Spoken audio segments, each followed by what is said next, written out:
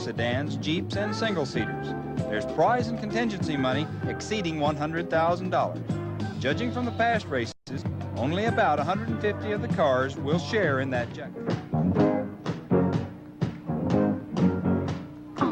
Attention, please. The drivers' meeting will begin in 5 minutes. Oh, about 95%. There's too many people that are going really fast. This is a race of shocks, the Mint 400. The dust out here at the Mint 400 is just the world's worst. It's like driving in a London fog at all times. You have to go at racing speeds and miss all the ditches, the gullies. Some of these gullies are 10 foot deep. Just total the car right out in 2 seconds. And, it's a very demanding type of race. You get, because you're hitting jumps going 10, 15 feet in the air, landing, hitting another one, going again and again, and just going faster and faster, and adrenaline just keeps pumping up. Really, it does feel good. Usually I start. My father was a miner, and we had pickup trucks, and I grew up in Death Valley. The Tamiya Buggy Champ, modeled after the off-road dune buggies of the 70s, made even more famous during the Mint 400, this is the 110 RC buggy that started it all.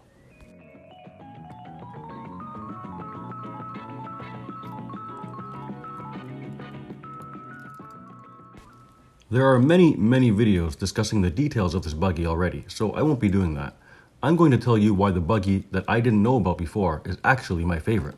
And then I've got some super cool slow motion action footage to play. A very quick overview, just in case there are some here that don't know what this is. This is a 2009 refined re-release of the Special Racing Buggy chassis from 1979, also known as the SRB chassis. Loved by many for its scale realism and full metal parts, this was the pinnacle of RC buggy performance back then. Nowadays, you'll likely find them displayed on mantles, collecting dust in attics, or being saved new in box for who knows what in the future. Not me though. Not me. Now I tell you why I love it. A few reasons. 1. This RC has pedigree. What is pedigree, you may ask? It has a history today of coming from a world-renowned model company with reach all around the world, from leisure to education and more. This is the buggy that started it all, from the company that started it all. 2. It's full of metal parts and plastic bushings in all the right spots, such as ball joints. 3. I am a retro dune buggy nut. I have a love that I have not been able to share or pursue for dune buggies, partially thanks to the witness of seeing Mint 400 races on recorded VHS. For those who don't know about the Mint 400, check out this video by Mint 400. I'll leave a link to the full video in the description. In April of 1968, at a time when NASCAR was barely out of its teenage years, the Mint Hotel executives greenlit the first ever Del Webb Mint 400 rally. And what started as a fundraiser for the Las Vegas Gun Club quickly became an annual off-road festival. With promotional help from racing legends Mel Larson and Parnelli Jones, the Mint began attracting top drivers and celebrities from around the world. Legends like Al Unser, Rick Mears, Roger Ward, and off-road champions Mickey Thompson, Ivan Stewart, Jack Flannery, Walker Evans, and Rod Hall. Powerboat champion Bill Muncy, film and television stars James Garner, Steve McQueen, Larry Wilcox, Chuck Norris, and Ted Nugent all raced the Mint in the 70s and 80s.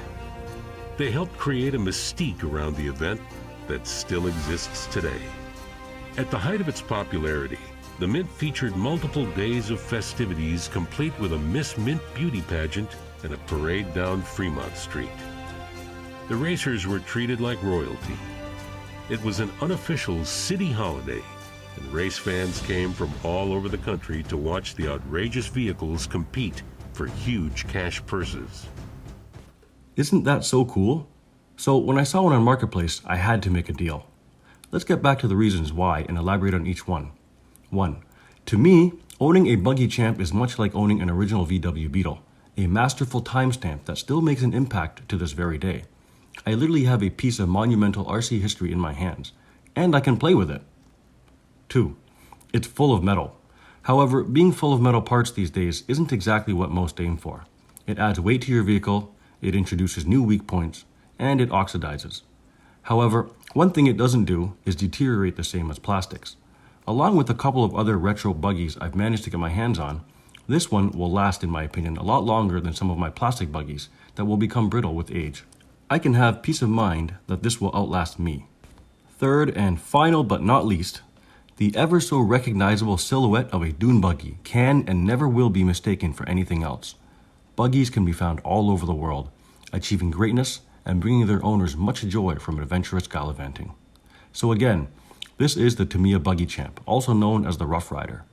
It is special to me for these reasons and more, and I hope you too get the chance to gaze in awe at one of these marvels of cast and mold engineering. This is my buggy, this is for fun, this is for running, let's go run!